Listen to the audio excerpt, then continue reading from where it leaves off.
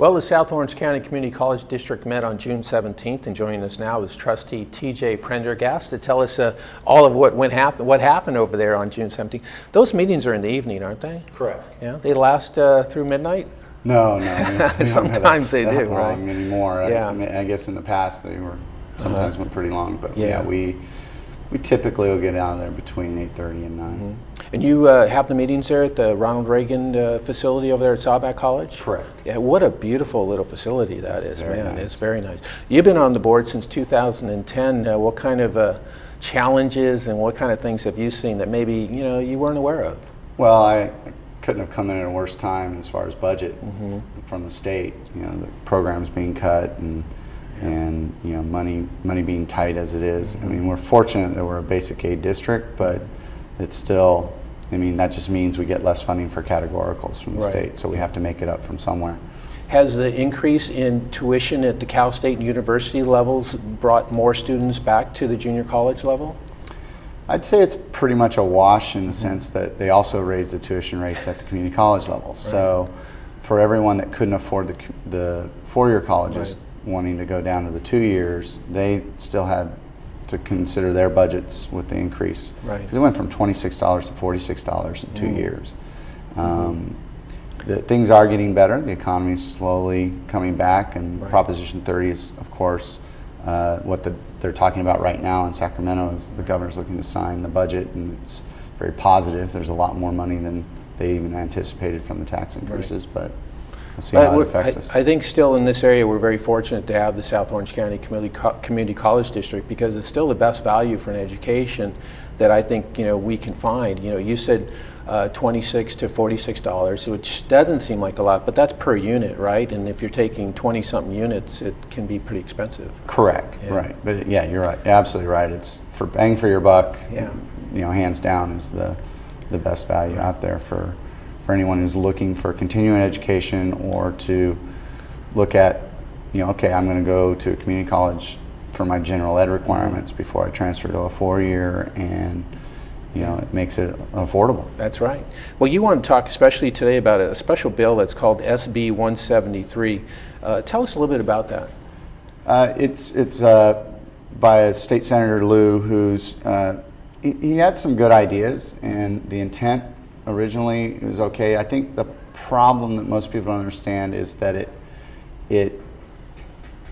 it's a misconception that adult education only means students that are trying to, that took a break and are coming back, and maybe they're 30, 40 years old and trying to go for another career. Somehow it was missed, or intentionally or not, we're not really sure, that it's lumping in the emeritus program with it. And that's of course a concern to us, because we're very fond of our emeritus program, and we're able to offer it at no cost, so that that's going to become much more difficult if this passes. So we're vehemently opposed to it. We've joined with other districts as well as individually, writing letters signed by all of the trustees saying that we oppose we oppose certain aspects of it that lump in the emeritus program. It is a departure from the governor's plan, which is to really take a closer look at adult education, see what high schools can offer versus what community colleges should be taking on the burden of. But obviously we're not going to put emeritus program with the high school districts and have them take that on when we've been so successful with it and are able to afford it. Yeah, well, especially in this community, because the emeritus program has multiple classes throughout our community. So this would definitely affect not only your students, but obviously your students that are residents in our community as well. Correct, and we're vehemently opposing it and fighting it. And every indication is the governor's going to veto it if it came to his desk anyway. But we're fighting for you. You're fighting for it, that's right. Well, something else we want to talk about is the community awareness program that Senator Mimi Walters is going to be putting on. And this is a session on prescription drugs, and that does seem to be a kind of an increasing problem in our society nowadays. Correct. She had 2 seminar sessions last month, and I attended one of them, and it was very eye-opening for me. I went as an educator, personally, teaching high school students. We have issues with illegal drugs, and so this was kind of an eye-opening for me really the interesting part of the presentation was that prescription drug abuse is on the rise, and it doesn't discriminate on age, gender, race. It hits 11-year-olds to 95-year-olds, and it's really an interesting thing to look at, because we don't think about it as much, because it's not marijuana or heroin or anything like that. But many of these prescription drugs are as dangerous, if not more dangerous, and many times contain a lot of the same elements and chemicals. Yeah. And so it was just an awareness of proper disposal, so that somebody else can't get their hands on it, or it doesn't go into the water supply and things of that. So they had suggestions of you could you boil it in 110-degree water and put some kitty litter in a bag, and then you can throw it in the trash, and that disintegrates the chemicals in the medicine. Or you can go to your pharmacist and ask for an envelope that you can mail in, and they dispose of it. So there are options for proper disposal. The other is just to kind of have an awareness and keep your eye out for friends who have been prescribed pain medication or sleep aids or things of that nature, that if you start seeing changes in their behavior and they're refilling their prescription more often than they should, just kind of have that awareness for each other. Yeah, and especially too for the younger adults whose parents might be suffering from an ailment and taking this medication, and hey, we'll just take a couple pills here and there from the bottle, and next you know they're addicted to that particular medication. Right. They had a lot of conversations about lock boxes, locking them up and making them. And what's interesting about that is it wasn't just locking it up to keep somebody else from getting it, but if you lock up your medicine, you yourself have to go through more effort to go take it. That's true. And therefore less likely to abuse it. That's true.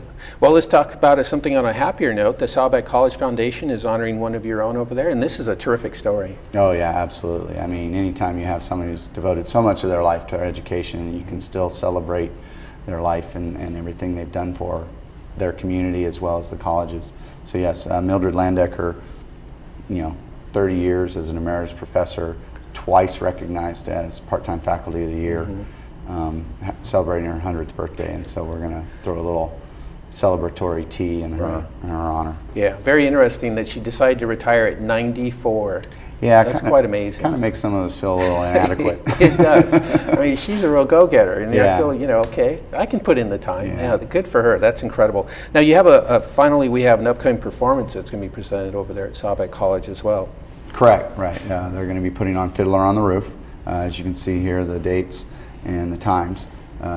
It's an age-old story, many people know, and just the idea that our programs put on, our colleges put on these great programs, and they're so local and relatively cheap. Most of the members here can go for the $22, or I'm sorry, the $18 senior rate. Right.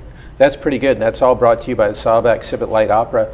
And if you haven't been over to the McKinney Theater, I know they redid it. It's been a couple years now, though, but it's a beautiful little theater, and no seat is bad. It's a great little theater that every seat is perfect, and you can see a wonderful show, and the talent over there is incredible as well. Correct. They they redid the seats and the acoustics, and it's a really good place to see a show. Very good. Well, we thank you for joining us on the program. Looks like your next meeting is going to be on July 22nd. What time do you meet over there? We meet at typically 6 o'clock is the open session. We officially open at 5, then we go into closed session and then talk about personnel issues and things that have to be done in closed session. But in the open session, residents of our community can come and attend these meetings and be a part of the process? Absolutely. Great. Anybody can come and enjoy the show. Sounds good. Well, thanks so much for joining us on the program today. Thank you. That's TJ Prendergast. He's the South Orange County Community College District Trustee. And be sure and check out their website as well. It's very well done and gets you a lot of information. We'll be back more with This Day in Laguna Woods Village right after this.